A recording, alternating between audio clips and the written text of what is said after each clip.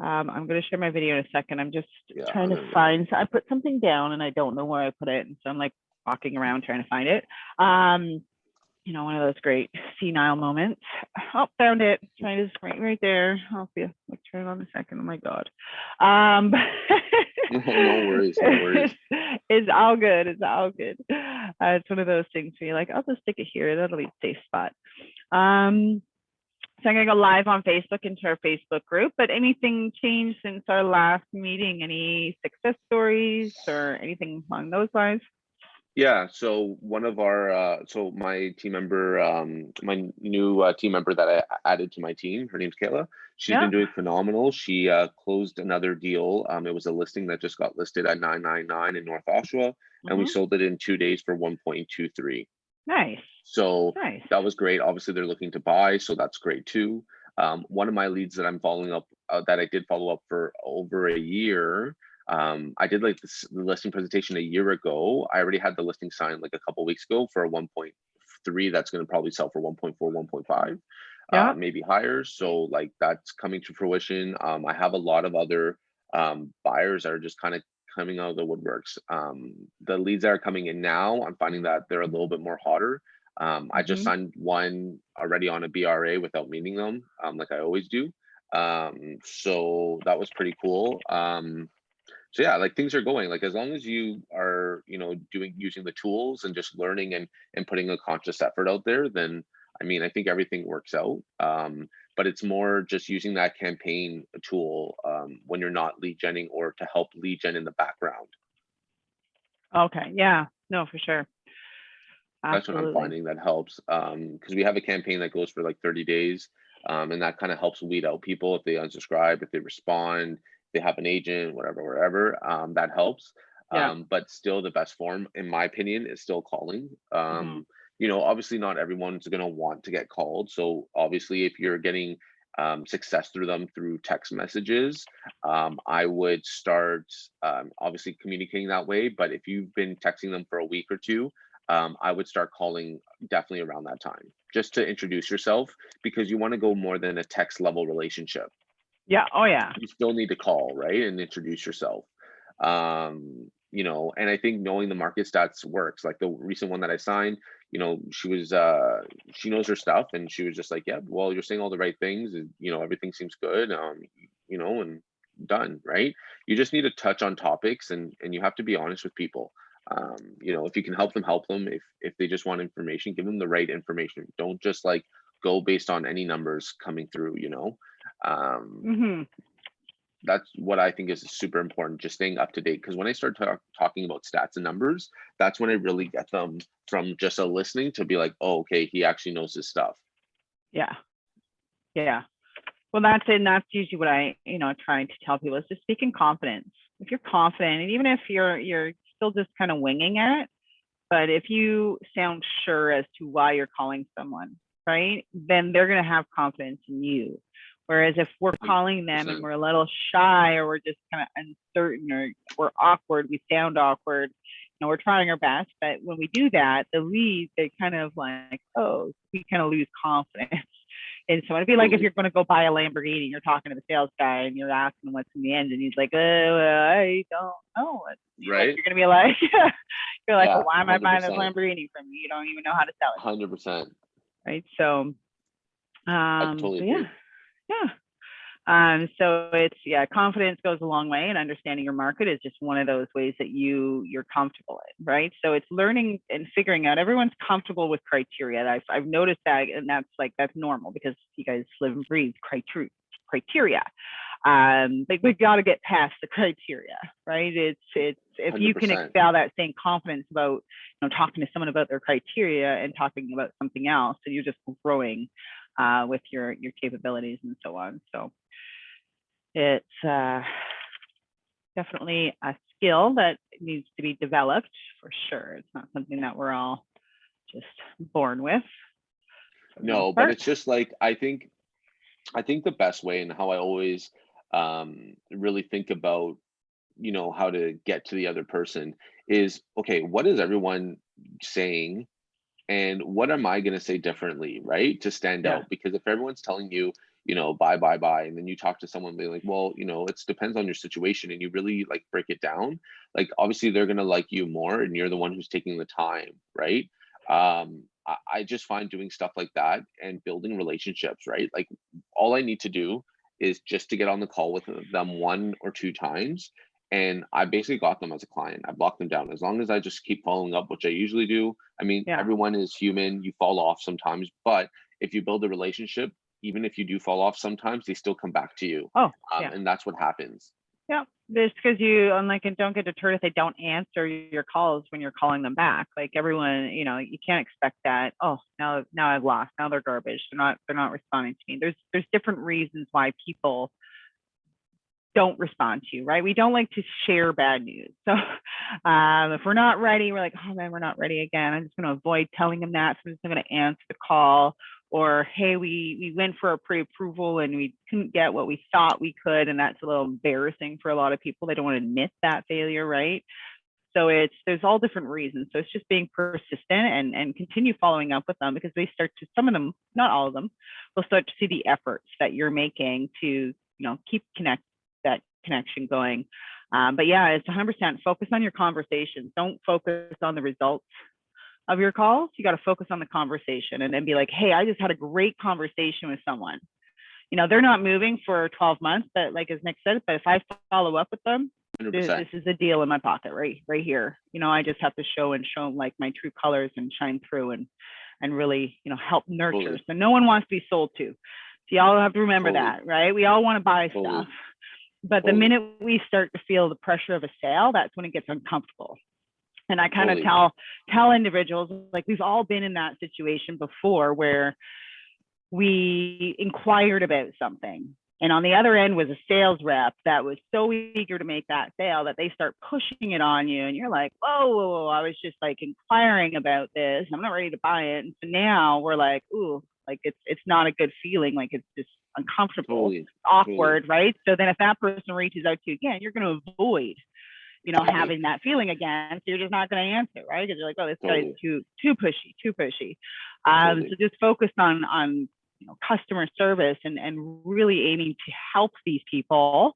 And if they don't sense the sales or commission breath, they start to feel a lot more comfortable and willing to communicate and willing to answer your follow-up calls. I agree. And like, the other thing I want to say too is, like, whenever someone doesn't answer, you have to take it as a not yet. I tell Kayla this all the time, that like, I've called people 10, 15, 20 times, no answer, left voicemails, not every single day, but in a span over time. And on that next call, they answer it and they actually are super interested. And I've gotten that a couple times. And one of my listings that was a buy and sell just in the last 90 days happened like that. You know what I mean? And they wanted a 1% agent. On the day that I was going to do the CMA, they wanted to cancel on me, so I had to go through so many objections. And right now, what you're saying is super true, because regarding getting pushed from agents, because right now it's so hard, right? Like, you're hearing things list and then they're selling 2, 3, some craziness over 4 plus, right? Like, over asking. So like, now they're just like trying to get it done. I think really, people have to understand that when you're taking out someone for the first time, you have to understand that you're not writing an offer, right? You have to understand the next 3 to 5 times you're taking them out, you're probably not writing an offer. If you do, great. But that's where I kind of win a lot of people over. I don't just like say, go buy this house. Like, that's not what I do. As long as that house is a perfect fit for someone, I mean, I will try my best, but at the end of the day, it's always on them. And if they're not feeling it, they're not feeling it. Don't push it. You know what I mean? That's only going to make them lose you as a client. So I think that's the most important part. It's almost like your first viewings or your interview, basically, right? 100%. So that's your time to shine, show your true colors. 100%. And when one of your leads asks you to go look at a house, don't try to just go look at a house. We want to be, what was it about this listing that makes you want to go see it? And they will tell you and say, well, if I can align a couple more properties that are, similar to this within this, same region of price point, would you be willing to go see them? So line up a few houses to go look at, because then that puts you more time for that first interview in front of that person. Whereas one listing, you're going in, you maybe have 30 minutes, an hour tops in front of that person. really shine through and really kind of start to build that in-person relationship. I totally agree. I also find that it's just like, I think it's just more so just making sure that you're consistent as well too.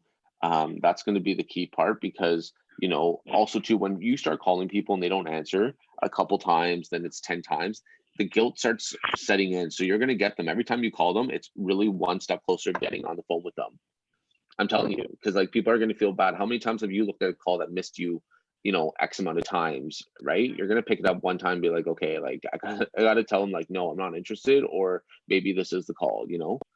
And it's funny because so many people will be like, oh my God, this is the call I needed to have today to get going, right? Because, a lot of people are just kind of just not really knowing the market. I find, right? Like right now, if the recent market stats came out, there's a huge push in Whitby and Clarington right now. Like the average price just jumped higher than like Pickering and Ajax last month. And Whitby is not as close to the city as the other ones, right? So I think that there's just more inventory there and people are getting jumped there. When I mean jump there, they're going to those properties. So it's just really cool to see that. And if you can explain that to like a new prospect over the phone, they're going to now take you as like an expert and a professional. You're not just like Nick that called. You know what I mean? So that's why it's super important to know your numbers and like scripting. If you don't know a script, like, you need to really learn a script. Like, I mean, you can't just like wing a call. Like no one like that does sales for so long of a time, like they'll wing a call cool, but they already internally already know where to go. And like remember, it's an internal script. You've just right, memorized it. Really, you know what you're going to say, generally speaking. And yes, there's curveballs that don't always go as you anticipated, but for the most part, we're starting our conversations off similar, and then most of the conversations the same, and you have your same key phrases that you use in the midst of that conversation, right? So exactly, it's practice makes perfect. That's all that it is, right? It's not something that we just wake up and we're like, boom, we got this. It definitely takes some time for sure. exactly. Ooh, and also too, like, perfect. oh hey, I was gonna say too, it's funny because like Kayla now being on my team, she gets to see firsthand me going to battle with people, not battle, but like, dealing with those conversations.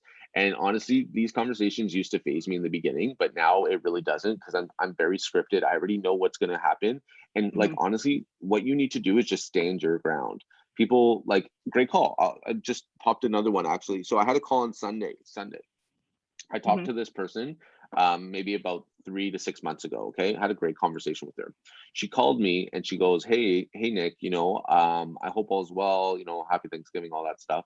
And she goes, so I see a property that I'm interested in. So we go in detail about that. And then going forward with that conversation, she goes, well, I also have an agent that I'm considering. Like, Nick, I'm going to be honest, I'm considering using you as an agent, but I have someone else that's going to give me 1% back of the purchase price, right? And she goes, she's fumbling a little bit. She's just like, so, would you do the same?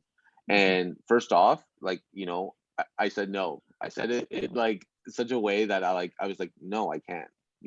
At the end of the day, you have to, at the end of the day, you have to imagine if that person's giving you at this point, it was 10 grand. Okay, that was whatever it was, right? If this person's giving you 10 grand, they're giving you an incentive to use them. So my question would be like, why are they giving me 10 grand to use them? Does that not mean that they don't know what they're doing?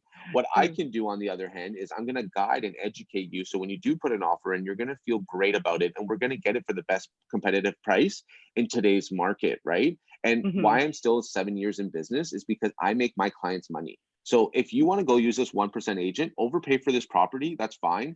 And you have to also remember too that, you need a good agent or else you're writing 10, 20, or 30 offers in this market. The most I've ever written in this market is like 6. That's it. And like, I hear people going 20, 30, and even Kayla, like she's killing it. And she does like max, like 5 or 6 offers, because I find that a lot of people are showing people garbage that they're not going to be able to afford, but people are not saying no to, you know what I'm saying? Or not understanding, like, well, not fully understanding the market or how to handle the clients that are still wanting to put an offer on a property that is going to go over asking, like over what their budget is, 100%. right? But you got to let them Um, know, right? But some people don't. That's the mhm, problem. So mhm. going back to this, sorry, I'm just going to go back to this and then you can explain that. My apologies, or else I'm going to Yep. forget. No worries. So you know me. So what happened was, after I said those things, she just said, you know what, Nick, you're right. I'm going to use you. What's 10 grand anyways?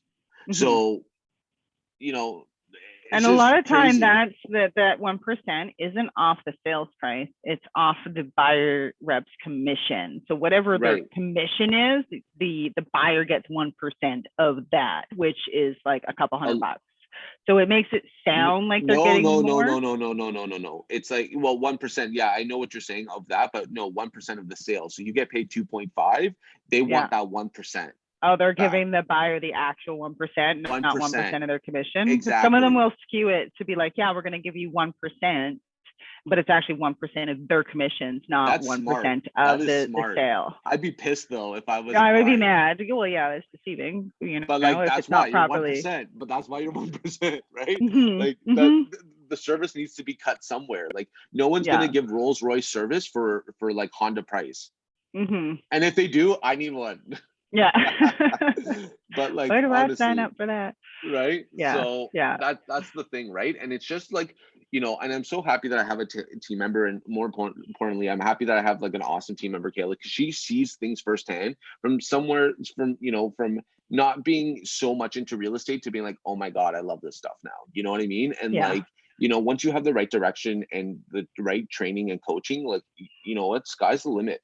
Like I Hmm. even want to probably throw down my butt once, right now I'm doing a little bit of things in the database, but once things goes on, I would be like throwing another $1,000 a month, because like it's now a game, because now the more leads you get in, the more faster you're going to do deals. Yeah. And remember, the more you spend in your market share, well, I mean, like it doesn't matter, like, but the more people are going to see you. Like, when people come on your website, they're going to see your name over and over and over again. So like these conversations are not going to be that hard. People are already No. going to know their decision, Yeah. you know. Absolutely. So Absolutely. does anyone have any questions at all or not really? I think everyone's silent. No, yeah, I don't see nothing here. So if anyone does have questions, you do have the Q&A or the chat. We can talk about that, or we can jump into Some calls, I guess. some That's calls fine. and kind of get that done. Yeah. Okay, 1 second here.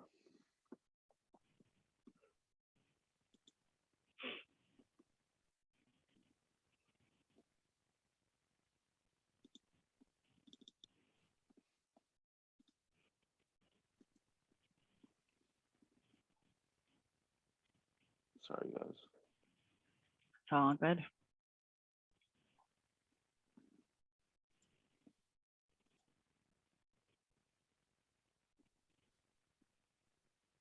Perfect.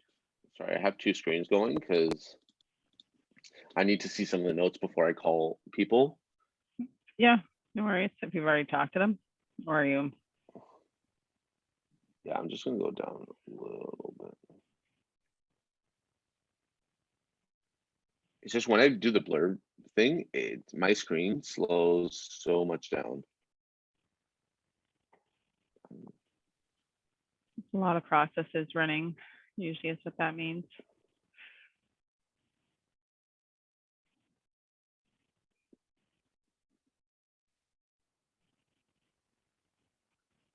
Sorry, guys.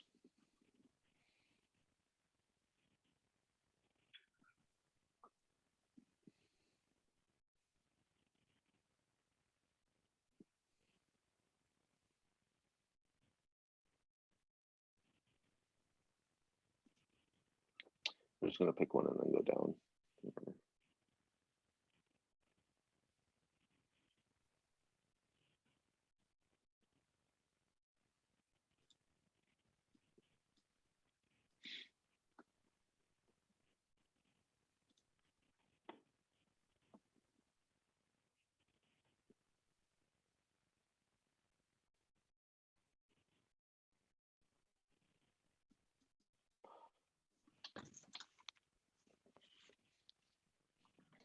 I usually have a pen and paper for you guys, like Mm-hmm. I mean, I think it's always good. Sometimes you don't, people don't want to hear keyboards hitting and stuff because, Yeah. this doesn't feel personal sometimes. Mhm.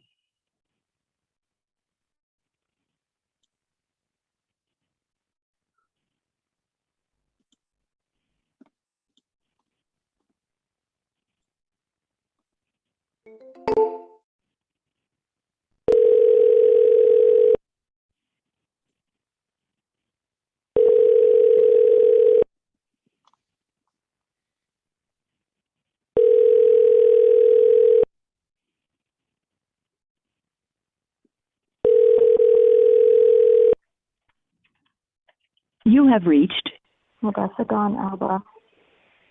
Please leave your message after the tone.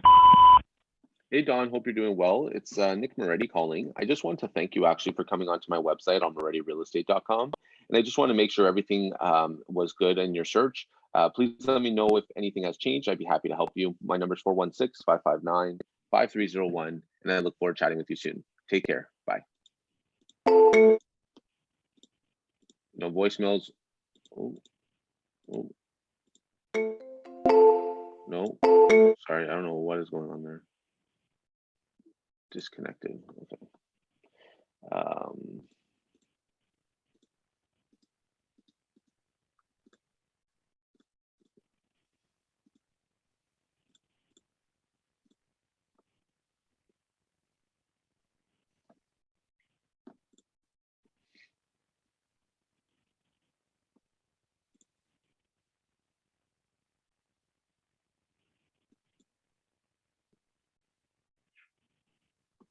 So I'll call Jody. This is someone I actually spoke to last night.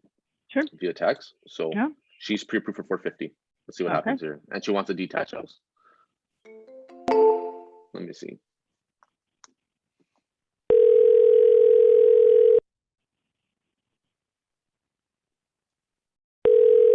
Hey Jody, how you doing? Me. Hello. I'm good. It's actually just Nick Moretti calling. How's Good, how are everything you? going? That's good. I just wanted to just Oh, call good, and thanks. introduce myself. I know we just chatted yesterday, and I just saw your criteria. So I sent you that list of homes yesterday. So I actually put it about an hour from town, like we were chatting about. Where Just it's at? choppy. Oh, sorry, my apologies. Were you No able worries. to take a look at that that list by any chance? I did. It's actually for my parents, so I just forwarded to them to have a look at and whatever they decide to do. But yeah. Do they I need just to kind of sell beat out. before they buy, or do they have to just purchase? No, they need to sell. Okay. Well, Yeah. how did the list It's better look to you? to buy first, isn't it? Well, it really depends on everyone's finance, just because everyone is different. Every deal is different.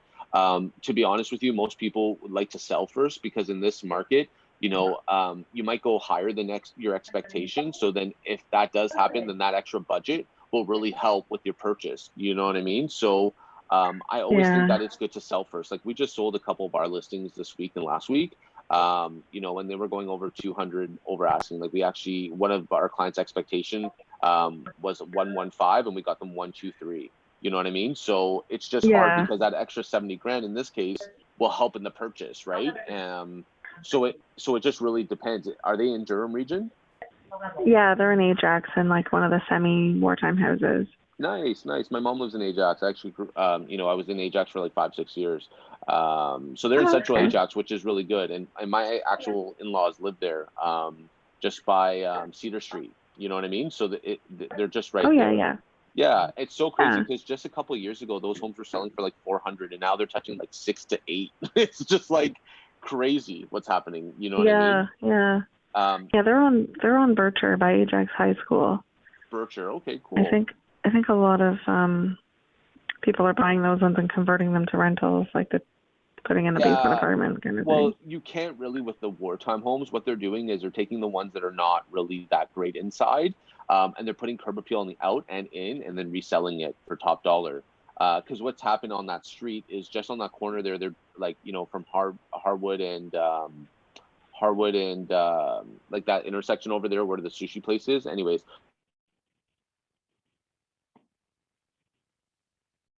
House that just got built, right? That sold for over 1.1, I believe. That detached house. Do you know what I'm talking about? On the left side. Yeah, I think so. Yeah.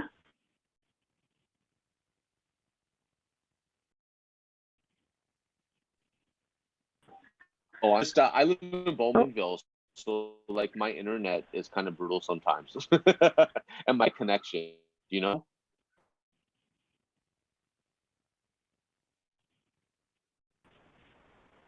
Sorry, the Hey, connection's super my bad. apologies. I live in Clarington, and I don't know if you can hear I me. can hear you. Can you hear me? Okay, sorry about that, I Jody. can now. Really, sorry. I live in Clarington, so That's my okay. internet and my phone service sometimes is not the greatest. Yeah. No problem. But it's crazy to see what's happening in that area. That's all I was saying, you know. But if they're Yeah. looking at that idea, I mean, you know, I know that they're totally in the information stage and just kind of looking right now. But you know what? I think what would really help them is kind of getting a tour of their house and then letting them know where the dollar would land, because that will help, you Okay. know. Because realistically, like they won't be able to get a detached house for 450 anywhere right now, unless it's like a tear down. Right. You know what I mean? Right. Okay. I have clients Yeah, in the for same sure. boat. But like I think that would help them out, because I understand that they probably don't want a big mortgage either, right? Like they just want to use the money from their sale and then put it on that house and have little to none mortgage and then just have access if that's possible, right? Yes. Yeah. Yes. So Absolutely. that's where I would start, to be honest with you, Jody, is just to kind of see where the value is, and then now you can start tailoring it, because then Okay. from there, you know, they can start getting pre-approved, you know, and then they'll know, right? So if they sell their house for 6 or whatever, let's just say easy numbers, then they'll be pre-approved for like 5 or 450. Do you know what I mean? So I'm just giving you an example, right? But Yeah. I think in that area there, you can get higher than that. I just have to see the house so I can really let you know. And a little bit of Okay. my skills. You know, I have a team, you know, so I've been in the top 1% in Durham region for a while now. So, you know, I do a lot of transaction weekly, so I see what's going on firsthand. And what's really exciting to see as a seller in this market is in the Durham region, there was the average price in August was 918, and the average price in September now is 968. So we're starting to head into that lower inventory. Awesome. So if they're looking to cash out, now may be the time. Like in the next, you know, month or two. You know what I mean? But I'll talk to them a little bit more Yeah. about that, because everyone has different timelines. But just kind of educating, right? Because that's where it's at right now. Yeah. Okay. I'll tell her to give you a call maybe and set up maybe for you just to come and see their Sure. place. But I'm sorry, I'm I'm so at work sorry to right bother now, you. Yeah. and we have patients Okay. coming in. No, that's okay. Later on, like And I tomorrow think I have or your phone something, number in the just to, email. because if you can give me their address, Yeah, I that's can fine. put them on like a nosy neighbor campaign, which essentially just gives them like what's selling, what's just listed as for now, just so they have a good idea. But you know, I know that you're at Okay. work, so I don't know if you want me to call you back later on or whatever, but it's up to you.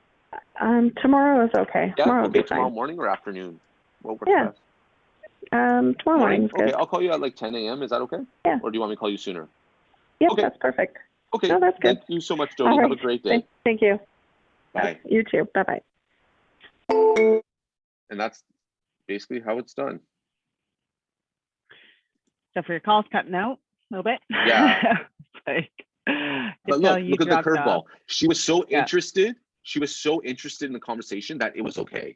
And then I made a Yeah. joke. I do live in Clarington, and like like Kayla can tell you, my internet and my phone connection is a struggle every day. You know what I mean? Okay. Even though Yeah. I have high speed, it's like a high bullshit. That's what it is. Okay. So that was good. So her parents are selling. Basically, Mm-hmm. I'm in the door. They live in that area, so I know Ajax very well. Mm-hmm. I know Bircher Street. And see what the stats do. If I was just a general agent, guess what? I would have not gotten that call. She would have told me I was just at work and see you later. Mm-hmm. Yeah, you're able to, educate her on some things and relate to some things as well. I know sometimes you feel like you're talking a lot, and inside when I'm saying these numbers, I get that feeling too. But you got to just give them quick little snippets and then like, you know, like let them know, because like that's why they're answering the phone. That's why they're calling you. That's why they're like doing the things. You know what I mean? So No, now for it's a sure. follow-up game, and I'm really good at follow-up. So, you know, Yeah. like this one's going to get closed as long as there's an opportunity, which it sounds like they will. Done deal. And I've already, and like I think the problem is for most people is that they don't give the expectation. like at the end of the call, so many agents would just be like, okay, thanks, great talking to you, I'll talk to you later. Mm-hmm. Yeah, it's always good to set that expectation for follow-up so they can. Then you can get it. pre-approved. Exactly. Mm-hmm. Exactly. And guess what? You're a professional now. You're not just Nick the agent who is calling my number. You're a professional. You're like a lawyer. You're like all these things. You know what I'm saying? So Yeah, it's super interesting. And like people want to hear the success. Like that's why I know I probably didn't need to do it, but it's more so of just like, hey, listen, like I understand you're in the education, top 1%. I know what I'm doing. We do deals every week. You need someone like that. yeah. You know, so that's basically what it is. Sorry, I'm just gonna write this little note, but No worries. and I got her on Nosy Neighbor. Like I don't have her address, but I will call her tomorrow at 10 and I will get the address.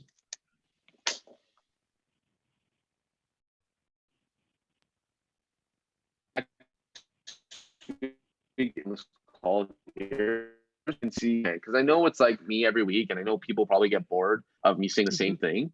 And I think that a lot of people just want to come and see me do these calls, but like this is it. This is all like you need to do. You know what I mean? Just keep calling me, hopefully one day. You know what I mean? So yeah, no, for sure. And we do have a couple questions from Burgess here. So her first question is, it's really dependent on your market and where you're at. And, you know, I always say Nick does it. A lot of people don't. So is it good to leave a voice message if calling for the first time? I think so. Like, I mean, worst case scenario, what? No, you don't get a call back. But like the ones that do call you back, you know that they're interested and they're probably not working with a real estate agent. So you're kind of weeding things out a little bit. And I do get callbacks, right? But I think it's just like, I think my voicemail sucks sometimes. I think I need a better script. Yeah, and I think, you know, when we're leaving voice messages, one thing that we want to do is there's a skill, there's an art to leaving voice messages to get the call back. 100%. It's really, we've got to be like, I've got something that you want, right? So it's like there's incentive. There's a reason why they would want to call you back, not just because, hey, I'm reaching out, call me if you see anything. Like, probably not going to call you back, right? Again, it kind of goes into the fact that a lot of your leads, they're not right now. They're not buying right now. So many of them won't feel it's necessary to call you back right away. But if we give them a good reason to give us a call back, then you may improve those odds. But it also depends on your market and your area as well. Some of these people have been bombarded, and some won't ever answer if you leave them like a voice message. You'll never get them on the phone. They'll avoid your call moving forward because they now know who the number is that it belongs to.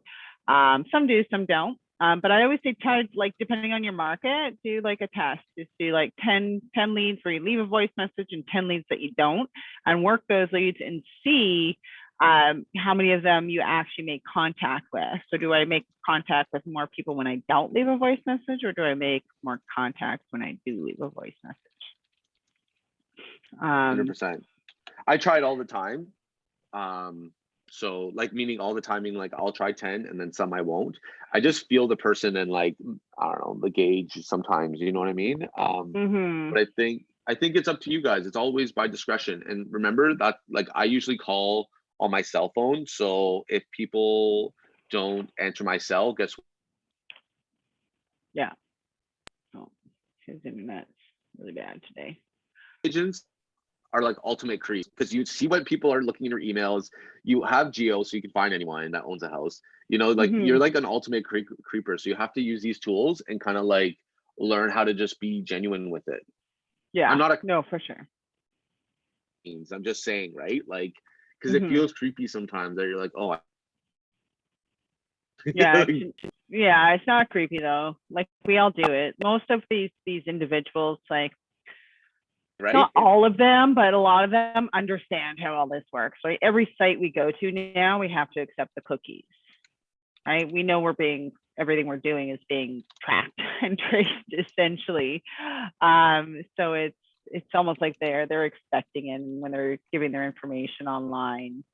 Like, say that 10 to 15 years ago, yeah, people would be like, whoa, what's going on, right? But now I think it's just kind of the norm, the norm. So less people or your leads are weirded out. It's very uncommon that they're weirded out themselves or express that anyway. Totally.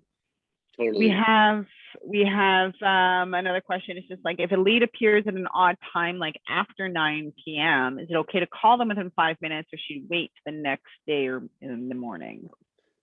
So what I do is, I mean, I think 9 p.m. is just like a little too, I mean, it's different because that could be their working hours, right? So, I mean, it's different. What I could tell you though, is I would I would sit down, have a tea or coffee, okay? And I would go through the campaign templater, and I would go on Google and I would type in buyer follow-up text and email messages, open browser, seller follow-ups, okay? And then now that you have, like, because you can get free ones where you're just getting general stuff and then you add your stuff to it, right? So you just need a template, so then you can quickly fix it. So then what you're going to start doing is now you're going to start making campaign editors. So like when someone first comes in, you'll have every step of the way for the next timeline. So basically when someone comes in at that time, I would put them on my campaign. That's what I would do. Yeah. And then I would call them in like 24 hours. So I would call them not the next day at 9 p.m. I would call them at either the morning or the afternoon. Yeah. If they didn't respond. Yeah, because they're getting your text message at that time, right? So maybe if they respond, that's one thing, but it's kind of 100%. like, you know, it's everyone is, they could be sitting there just kind of bored browsing and now they're getting a call. They're like, oh. It's entirely where your comfort level is, really, at the end of the day. I always say call your leads at your best and earliest opportunity. If that's your best and earliest opportunity, then go for it. If you consider yourself, if you were on a website and all of a sudden the sales rep called you, would that be okay with you? So some of us kind of, you know, we judge what we do based on how we would perceive it if it was happening to us. I agree. I feel like if you call in the next 5 minutes, I feel like it's a turn off. I just feel like, I mean, that's me. I mean, there's obviously other clients that would appreciate that. Don't get me wrong. But I feel like as long as you send a text first or whatever, following up with it, because everyone is so not guarded by that anymore, because, you know, we all understand businesses use them. So, you know, I think it's better to do it, you know, that kind of way where you kind of just text them first as soon as they come in, opposed to calling, because sometimes it feels like, okay, you're calling me, great, I appreciate it, but like, you know, why are you calling me so fast? Like sometimes people are just trying to get an idea. They don't want to be bothered. It's just like when someone comes into a store and they don't want to be bothered, they're just looking. Yeah. So instead of going up to come in the store, you know, let me know if you, because some people don't want to talk to someone yet. They feel like they don't want to waste your time, but like nothing's wasting time. That's what people have to understand. That's what I'm here for, right? Or if I'm not here, then why am I here? But like that was a great follow-up. That was a great like call, right? And like I was telling you guys, like I don't need to call so many times.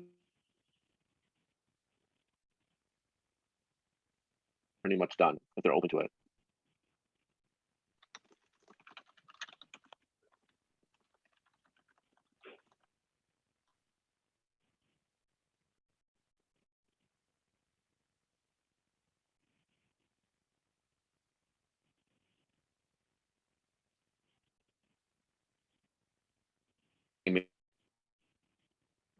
Time. Yeah, you're cutting out pretty good here. Yeah, I don't know if I should be making calls, to be honest with you, because it's gonna be tough. Yeah, I don't know what it is. Do you have a lot of background processes going on right now? No. No? Because I find usually mine will start to do that when I've got like, it'll tell me, it's like, you've got too many things running right now. Like your quality is going to be crap. Yeah, I don't think so. Not like, you know, tomorrow at 10. What day is it? Today's Wednesday already. God damn. I know, it's a short week, makes it fly by, that's for sure.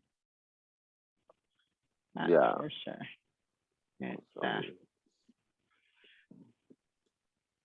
It's good stuff. Was there any other questions or no, that was it?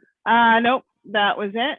that was it for the questions, unless anyone else, there's another one. So if someone doesn't want to sign an agreement, but is looking to buy an Ajax Pickering for D-tax in a set budget and time, what is their best strategy to have the meeting? I don't want to start sending your automated emails.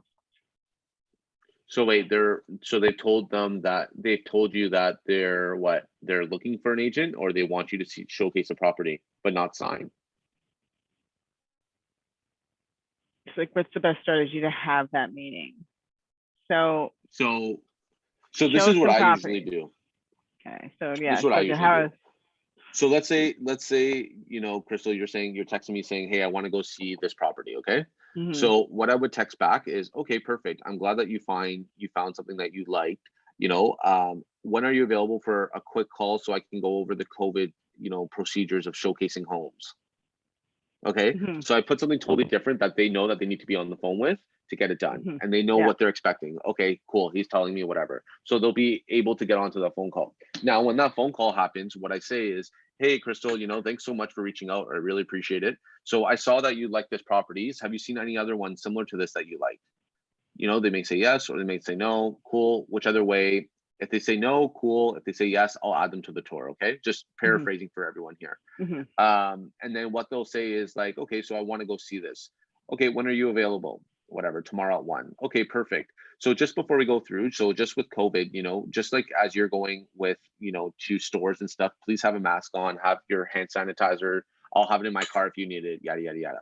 And I go, okay, so the next step is to I would just say the next step is, showcasing the house. I would just need a commitment saying that you're committed to me, as your agent to showcase this house. Because what happens, I literally just go through this whole, like, not rant, but like talk. I say what happens is in my first years of business, I would showcase a house and then someone would actually go to their cousins or whoever and write the offer, which wastes my time when I could be home with the family. I'm And a it busy doesn't do agent. them any. It doesn't do them any justice to have an No, offer written by somebody that hasn't seen the place.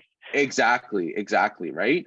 So I just essentially say, like, listen, like, I understand that you're busy. I'm busy too, so I respect your time, so you got to respect my time. So what we would need to do is I just need you to send me your driver's license. We'll be committed to each other for 90 days, and then you usually get sometimes okay, like maybe 20% you get okay. The next 80% they go, well, you know what, I'm not really interested in doing that, as I don't really know you, and like I'm not comfortable with that. And I go, okay, well, you know what, like,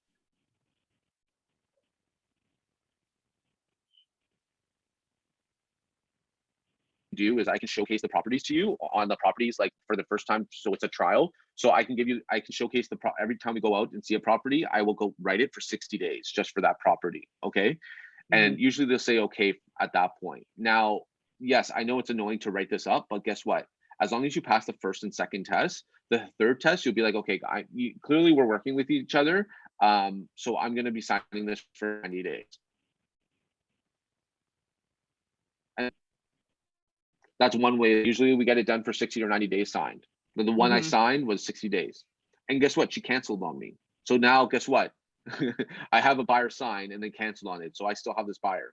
Because the best part is like when they have something signed with you, they're obligated. What? You're going to get paid. And that's the difference of dealing with that. Because if you went to go showcase a property and you're not signed, they have no obligation.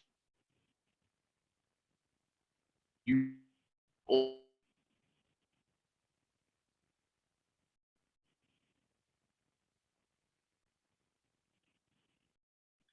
You're freezing up here, Nick. Yeah, see, I'm just saying, like, I think people want to hear that. Yeah, you're freezing up They a little want to bit. hear Well, on that, my like, end anyway. But yeah, it's giving them the option. Okay, we do it for one property at a time if they're not willing to, right? But Nikki, I wouldn't. So yeah, so great to ask for ID and a commitment for the value of any time between. Exactly. And I'll know specific listings if they're not willing to do a generalized BRA, right? And then it starts to become annoying sometimes, or they start to say, hey, I really like working with this person. Let's just sign, all of it. Some of them people are afraid of commitment for sure. exactly. And they don't want to sign something that they don't really fully understand, right? Now, you don't want to send her automated emails. When you say automated emails, are you referring to listing emails, or are you just referring to like a drip to try to get her to respond to you, or what? Me? So No, I'm talking to Nikki. I'm talking to Nikki. Nikki. Yeah, properties. Okay, so Nikki, if you're not sending her properties, she's going to go find it somewhere else, and you just totally shot yourself in the foot. Everything is at everyone's fingertips these days. So if we stop someone from being able to do something with us, they will go right around you and do it somewhere else. So that's, you know, that's where, yeah. So I'm just reading up to the So comments just now. send her listings, like, so not neighborhood watch. So the neighbor, that's for sellers to see what their homes are. You're going to set her up to receive listing alerts of where she's wanting to buy, right? Because you want to be able to see that activity as well in the system. But if we're not sending her listing, she's going to go find it somewhere else, and then another agent's going to step in, call that person, and you may lose her as an opportunity, or him as an opportunity altogether. You've got to remember, the internet is big, right?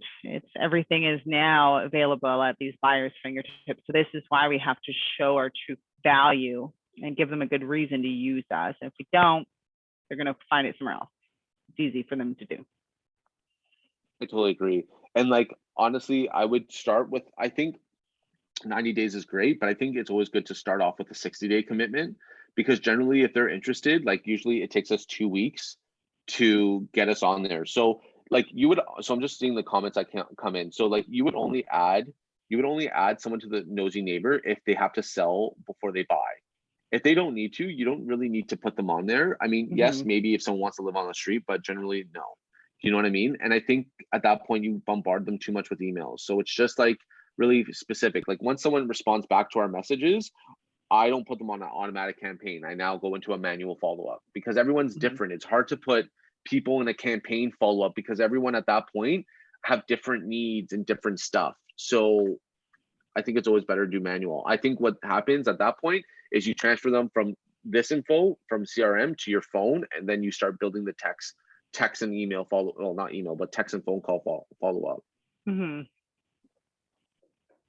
So I think that's kind of more like what would be the best. But like I was saying before I chopped up, I was just saying that like I think people need to, like, prospects need to be rejected in order for them to want you more.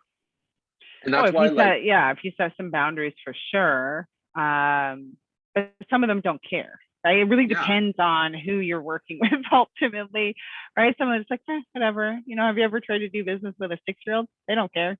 It's like, whatever, I'll go do it over here then. Like, some people just don't care. Like, and the younger they are, they're just like, whatever, it's for you. We're so entitled that we can just go get it however we want it, right? Yeah. So I actually find it the opposite right now. I find that the younger people, like 30 and under, like obviously there's going to be some people in that category that are yahoos, right? But for the most part, I find that they mostly get it, right? Like, I mean, obviously you got to break the bubble of not getting a detached, but once you break that bubble, like, they're a little bit interested. I find that it's more the older people, because they're so used to a standard of living right now, and everything is happening so fast. They have to make fast decisions for like top dollar.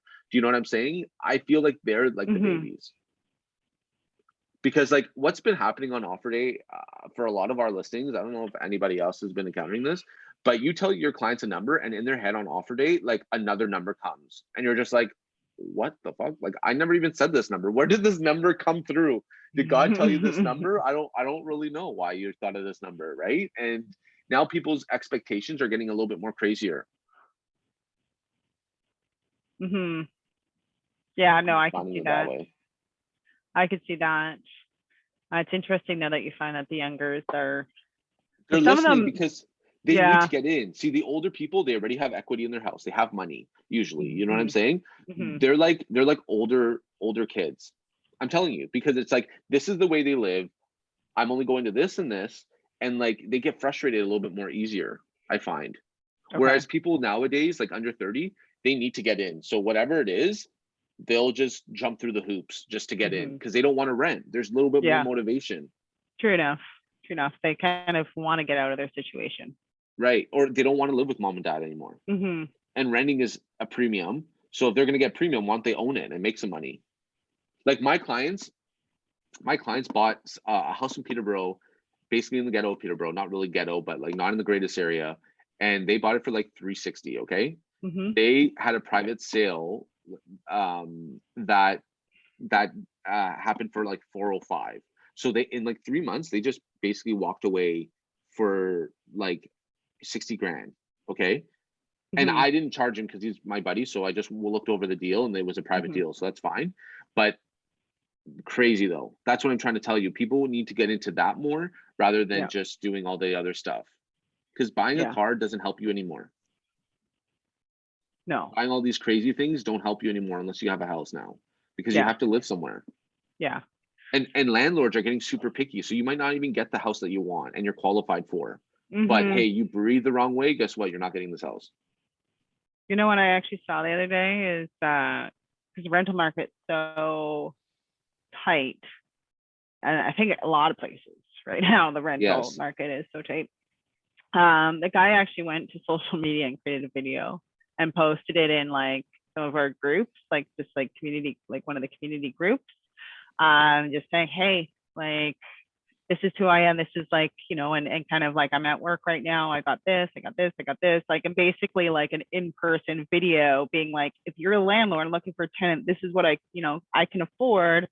I have a job, I have the money, I have this, because he keeps losing out on, you know, the rentals where I am anyway. They're going into, you know, there's such 6 months, a year is up front. well, on a of rent. certain Like, you price can't compete. point, right? It's like the certain price point. It's like that's what majority of people can afford. And so when as soon as a rental property comes up within that range, people are just like, it's like, whew, like everyone's going after it.